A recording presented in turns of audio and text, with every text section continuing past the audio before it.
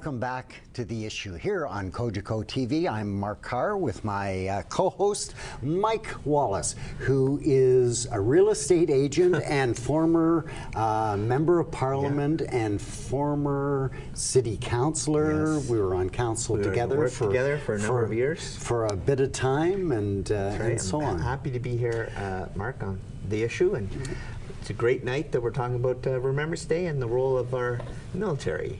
Yeah, and I'll let you introduce our next guest because this was your topic tonight. Right. You took a hold of it and ran with it. So I've had lots of experience as a member of Parliament dealing with the Royal Hamilton Light Infantry, our local military component, and I've emailed them, and they were kind enough to send me someone who I've met many times, Major Tremblay, who's here to talk to us tonight about the Rileys, as we call them, the RHLI, and we just want you to, part of the show we'll be asking you a little bit about what it means to be a member of the military and what Remembrance Day means to you. But give us a little bit of background for our viewers who don't know. Who are the Rileys? The Rileys, and how long you've been around. Anything you can give us in terms of, give us a little bit of background on the Rileys. Yeah, the Royal Hamilton Light Infantry is one of the oldest infantry regiments in the country. We've celebrated in 2012 our 150th anniversary of service. The regiment has illustrated itself during the Fenian raids. That's our first battle at Ridgeway. Then members of the Rileys went to South Africa in the Boer War, participated in the First World War, participated in the Second World War. Members went into Korea, and now this is the modern army, and we've been involved. Members of the unit and I have been deployed to the Congo and have been deployed in Haiti. Other of my colleagues have been deployed to South Sudan. They've been deployed to Iraq. They've been deployed to Qatar. So members of the regiment continue to serve today, and we go. We took the King's Shilling, or the Queen's Shilling in this case, and we do what our government tells us to do. Is it is the Rileys a reserve group? Yeah, the Rileys is now a reserve unit. Okay. We are about 240 strong. Ooh. Now we just had actually a very good news. The commander of the army has decided that the Royal Hamilton Infantry, in addition to doing our infantry role, we will also be supporting the army operations with what we call influence activity, which is civilian military cooperation, and as well information operations. And in that role, we will actually double our size, and unit here in Burlington will be the influence activity unit, and we will be growing over the next few years to over 500. Now we will be one of the very few reserve units in the country that actually have an operational role. So we will have to be ready to send up to 50 guys at a moment's notice on any mission that the government will send the Canadian forces to. So it's a very good development. It's one that, of course, we are very proud to have, and it just shows the professionalism and the experience of the Royal Hamilton Light Infantry has been recognized at higher levels in the Army. Major, have you found that role changing or developing with this government as opposed to the last government? Well, I've heard it from but I think it's important because you can. If there has been a change in direction, how are you handling that change? Well, we're soldiers. We do what our government tells us. We don't do politics. And essentially, what the current direction has been by the Army, I'm not talking about politics, but the Army says, and we know, and we've been told to be ready, to be able to support more UN operations. We're getting ready for that. But we also continue to go into various operations in Poland. We're going to be sending soldiers to Latvia. We're going to go where Canadian interests need to be protected. And that's what an army does. It protects the interests of our country. So when you mentioned Burlington, C Company, I believe. Yes, it is. Is in Burlington, and so is that where the expansion you Yes. hope to have? Yeah, exactly. That's where it's going to be. We're going to have up to 3 influence activity companies that will be added to our unit. But because it is highly specialized, a company is smaller than an infantry company. Right. We're talking about 52 guys per company instead of 150. But it's highly specialized skills, and we operate now in a completely different environment from World War I, World War II, and the traditional conflicts. Now the battle space is not just boots on the ground, although it is very important and it's vital, but it's also winning the hearts and minds of the people where we have to intervene. We cannot, we're not in that is extremely important, isn't it? It is important, and it is very often what we call the center of gravity, or the weak point of any operation, is you have to make sure that what you're doing is actually accepted by the population wherein you're intervening. And it's easier said than done, because you oftentimes have to look at cultural differences, you have to look at linguistic differences, and operating in completely different environments. I've been fortunate to serve my country in the Congo. It's as foreign, as mystique as you can imagine. The jungles and the savannas and the mountains. Not a whole lot in common with what we do have here in Canada in terms of geography. Haiti is a Caribbean island, also is different. I think you brought some pictures of the Congo yes. and Haiti, and maybe the control room can put those up. To see a little bit of the action. Yeah, that was actually me in the Congo. We were involved with the United Nations in supporting the Congolese army into offensive operations to get rid of a very brutal illegal armed group that was the M23. They were about 5,000 strong, very, very well armed and equipped. They were essentially a small army, and what they were operating in the eastern part of the Congo in a province called the North Kivu, and they were controlling the illegal exploitation of all the natural resources there. So that's how they would fund themselves. Yeah. There were gold, coltan, unimaginable riches.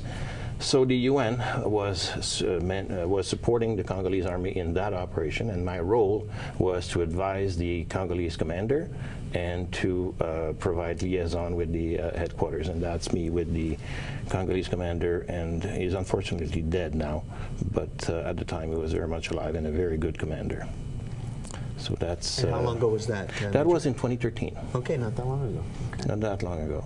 That was right after we took a key position. That was, and this is the other thing. In the Congo, they don't have. It's not a modern army. Yeah. I mean, it's an African army. They have limitations, and the leadership had to be exercised from the front.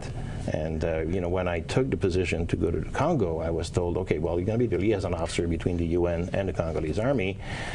I was just picturing myself from one headquarter to another headquarter, which was fine, except that in this case it was the front lines. Wow.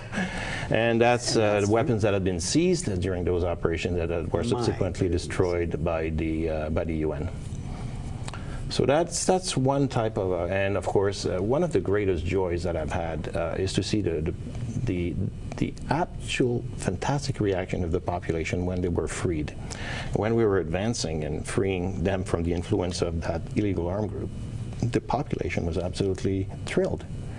And that, as a soldier, is probably the greatest reward that you can have when you see the appreciation of people for the work that you do. I mean, I was not the one that was shooting the most, but I was there to support and provide advice, right, and make sure that the operation succeeded. My goodness. Well, thank you for your service. And to say the very least, you Mike. see that it really hits home. It's not it's very serious what you do when you're in theater, and all of our armed forces are volunteers, and including even reservists are really volunteers. You have other jobs, yes, and are really volunteering their spare time, in a sense, their after-hours work, to serve in their reserve units, and then to volunteer to take tours, to go on tours and do dangerous work like this. So, it's And but they must have that expertise because Absolutely. that's vital to any operation. You have to have the professionalism and the expertise in various areas to but perform properly. I can vouch that the Canadian Army is highly professional and very well trained. And even as a reservist, I was as proficient at the trade of war as any regular force person that is, because in my case I have over 30 years of service. Oh, okay. I started when I was a teenager, and I stayed in the service. I enrolled many years ago, but it's a passion, and it's true. I recently retired from my civilian job, but for over 25, 26, or 28 years, I had my career. And then I was also on weekends, as Mike was pointing out. I was serving, giving up 2 weekends a month away from my family, and in summertime to do my courses, because you have to go up in ranks, you have to be qualified, and therefore you have to follow courses. So we had to do all those things on our spare time. So my wife is really looking forward to the day that I'm going to take my release from the Army, and that she'll have me on weekends. Yeah. The reason for this show we're doing tonight is about Remembrance Day. So, right to the point, like, what does Remembrance Day mean to someone who's serving in our armed forces today? Well, it has two meanings. For one thing, I wouldn't be here if there were not others that served before me. So it's the Army is an institution, and the permanency of the institution is paramount. And we recognize that not every generation of soldier had either the fortune or the misfortune of serving in harm's way. But the Army has always to be there to be ready. So that's one element. The other element is no matter how hard what we do today is, we have to recognize the sacrifice of those generations in World War I and World War II and Korea, who had to go through conventional total war. This is not a thing that anyone wants to repeat. We don't want to see that. So what we're doing now They went through horrific. It's hard to imagine. It's hard to imagine, and it's out of respect for what they have accomplished. Those that made the ultimate sacrifice, those that came maimed from those areas of conflict. So that's one important element. But what is also very, very important, and when I parade on Remembrance Day here in the streets of Burlington, and I see the crowds of people, you cannot imagine how good it feels for the veterans that are ahead of us, and for the serving members. We feel that the sacrifices that we make, either when we go away or when we give up our weekends, those sacrifices are actually being recognized by the population and the Canadian public, and that to us is really, really important. And that certainly is one thing. And I remember the crowds. I've been 30 years, so I've seen years where the only people that were at the cenotaph were the military families and the veterans' families. That's all there was. And then the Afghan conflict came in, and many Canadians gave their lives there. And we saw a resurgence in people at the cenotaph. And that simply meant that the public appreciated the sacrifices that had been made by the Canadian forces. It's not for us personally, but for what the institution had done. And to us, it really was moving, and that's why we go every year. We have those parades. We have to remember the sacrifices that were there before us. And well, even the sacrifices that you yourself made, going to Haiti, going to the Congo, giving up your time with family, and so on. That must be very difficult to do, but you must, I assume, you must keep in mind that it's for the greater good that you're doing all of this and giving up so much. Yeah, we certainly believe, and I'm not the only one there. We certainly all believe in the institution, the regimental family. it's hard to explain, but every member of a regiment or unit, you're close-knit. And when you're deployed, you know, brothers in arms has a real meaning. And I didn't really know it until I actually lived it. But it does have a meaning. So we are very proud of what we do for the country. And that's what drives us. It's the will and the hope that we can contribute in a minute way, perhaps in making the world a little bit better. Because the Army is an institution, it's an arm of government, we have a mission to do, and we're here to serve at the government's pleasure. But we do that knowing the risks, and the Army is the only institution where you have unlimited liability. and that what it means is that when you sign on to, you have to be ready to give up your life. So that's one element, and the counterpart of that is if we are injured or maimed in the line of duty, well, the state is going to take care of us when we come back, or our families if we don't. So it creates a very different bond than what you have in any civilian organization, and I've worked in the civilian world, so I know what it is. It does not compare. So this camaraderie, this friendship, those lifelong friendships, and this trust that you put in other people is unique to the military ethos, and that's what we strive on, and that's what we're proud to do. Okay, Major, I'm going to take a little different tact here, and we're going to take a break. And rather than having the Major go off camera, I'd like to keep him on to talk about Haiti and and so on. So let's have some more questions for him. Okay, well let's do that. We'll be right back with Major Tremblay here on The Issue. I'm Mark Carr. That's very good. Thank you very much. Oh,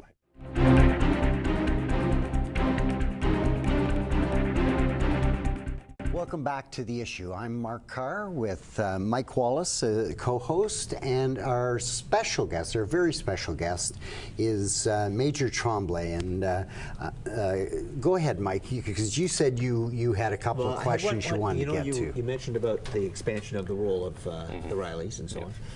What? And that's a fair number of it's a fairly large growth.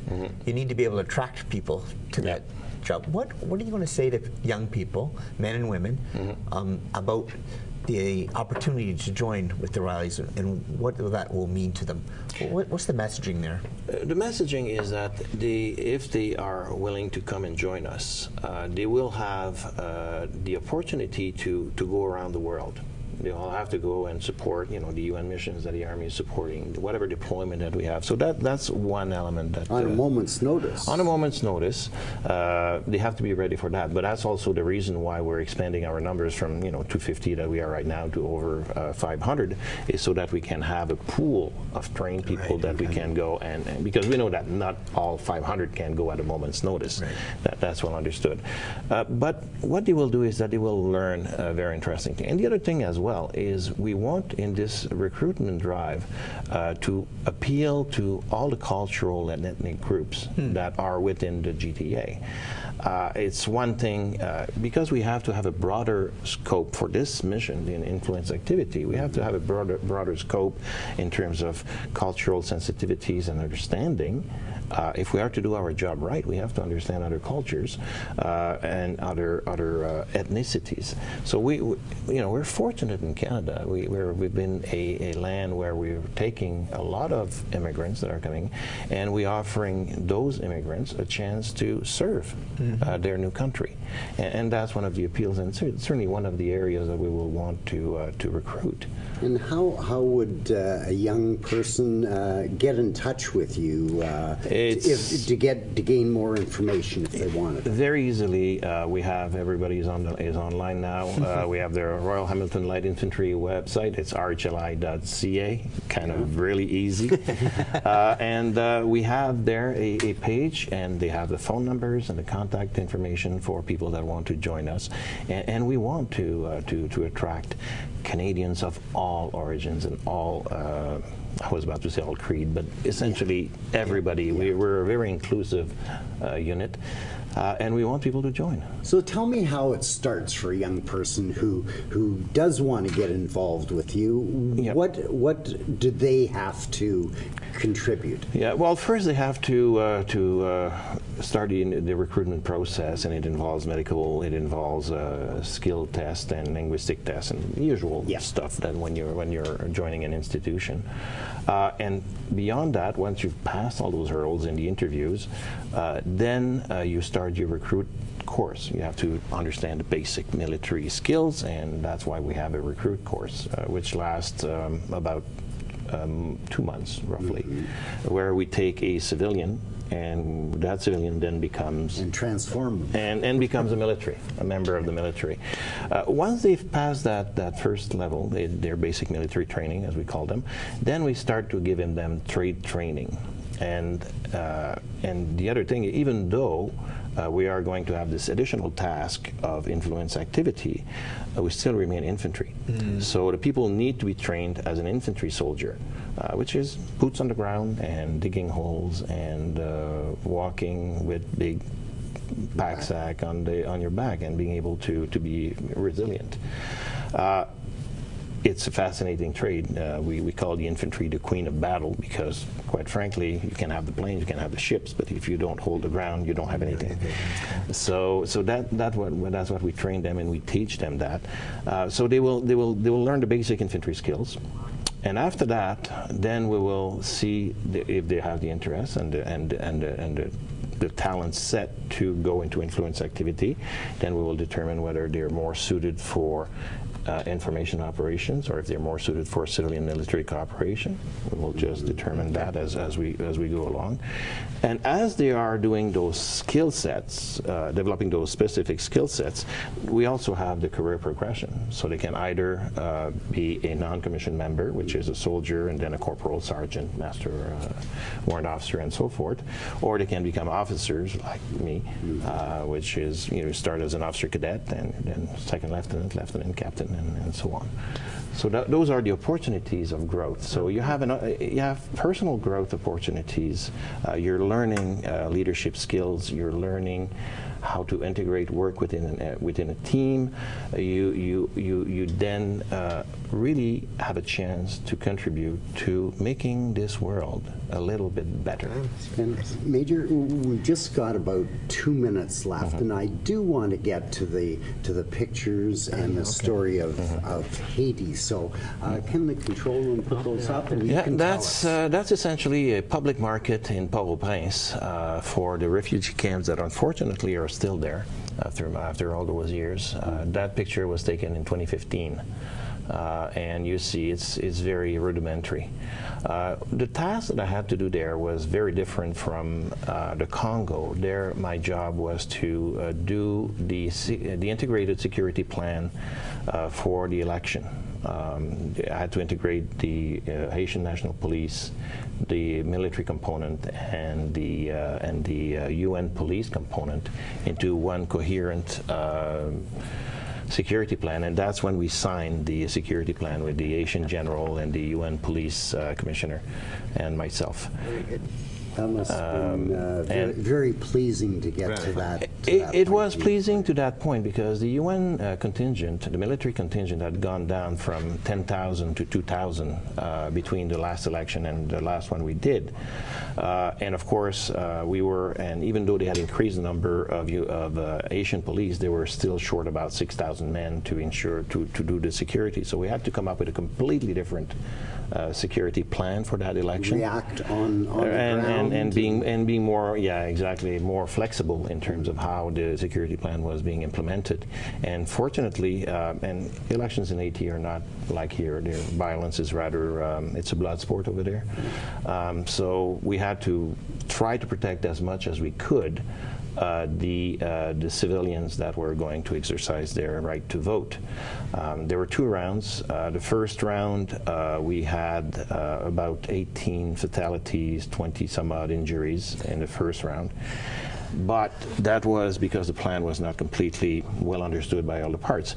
When the plan was implemented in full, we went down to only 2 injuries in the second round of election, which by Canadian standards would be utterly unacceptable, but that is Haiti, and it's slightly different. But it does show your flexibility and able to change things. Major, I want to thank you so much, first of all, for the service that you provide to all of us, and second of all, for being here tonight. Mike, great idea. Well, thank you, Major, for coming, and thank your wife for giving you up for another evening.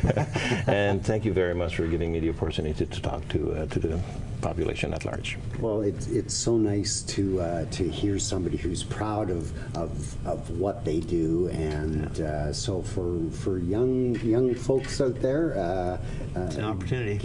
Give the Royal Hamilton Light Infantry a call. Check them out online, and it just might be for you. So and.